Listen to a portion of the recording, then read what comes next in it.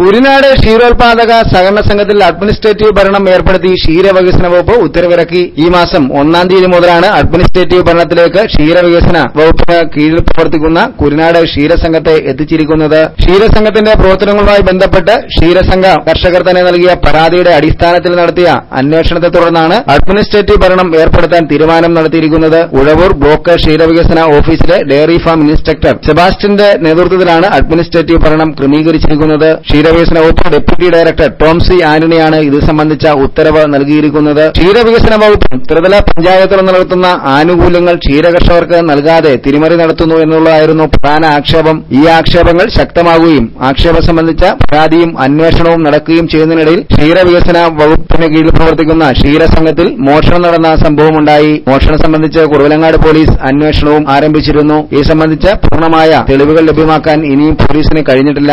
അന്വേഷണവും പരാതികളും ശക്തമായതിനിടയിലാണ് നടപടിയുമായി ക്ഷീരവികസന വകുപ്പ് രംഗത്ത് എത്തിയിരിക്കുന്നത്. പരാതികൾക്ക് നേതൃത്വം നൽകിയ ബിജു മട്ടമോളിൽ പ്രതികരിക്കുന്നത് ഇങ്ങനെയാണ്.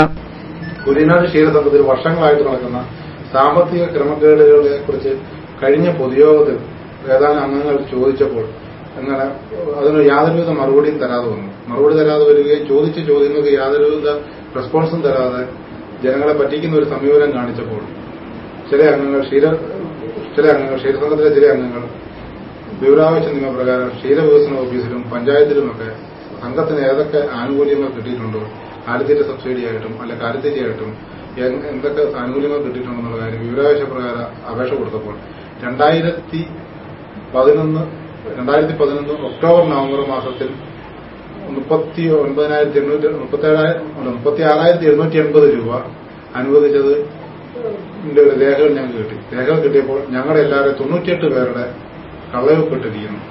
ഞങ്ങൾക്ക് ആ തുക തന്നിട്ടുമില്ല. കഴിഞ്ഞ മാർച്ച് മാസം ഇത് വിതരണം ചെയ്തതായിട്ട് രേഖകളിൽ കാണിച്ചിരിക്കുന്നു. ബാങ്കിൽ നിന്ന് അതേ ദിവസം തന്നെ ഈ ഫണ്ട് വിഡ്രോയും ചെയ്തിട്ടുണ്ട്. പക്ഷേ ജനങ്ങൾക്ക് കൊടുത്തിട്ടില്ല.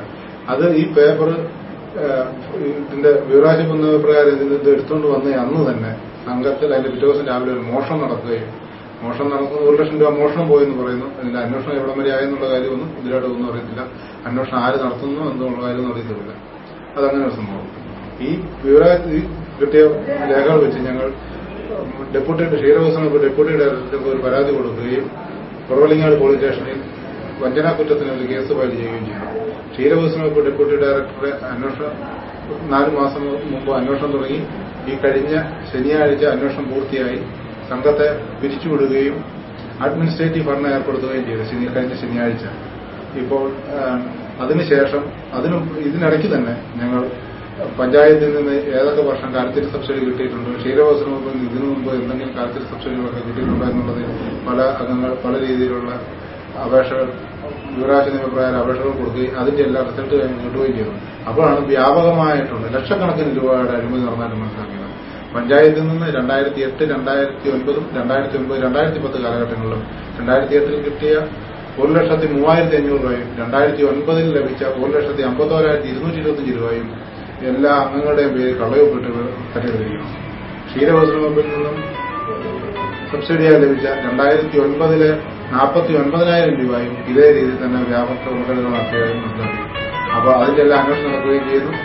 ഏറ്റവും ആദ്യം വെളിയിൽ കൊണ്ടുവന്ന അഴിമതി ഈ 36,780 രൂപയുടെ അതിന്റെ അന്വേഷണം മാത്രം നടന്നത്. ആ അന്വേഷണത്തിൽ ഇവരുടെ കുറ്റക്കാരാണെന്ന് മനസ്സിലാക്കുകയും മിനിസ്ട്രിയിലും റെക്കോർഡിലും എല്ലാം വ്യാപകമായ അഴിമതി കണ്ടതിനെ തുടർന്ന് ഡെപ്യൂട്ടി ഡയറക്ടറുടെ ഉത്തരവ് പ്രകാരം കഴിഞ്ഞ ശനിയാഴ്ച ഇവരെ പിരിച്ചുവിട്ടിരിക്കുന്നു.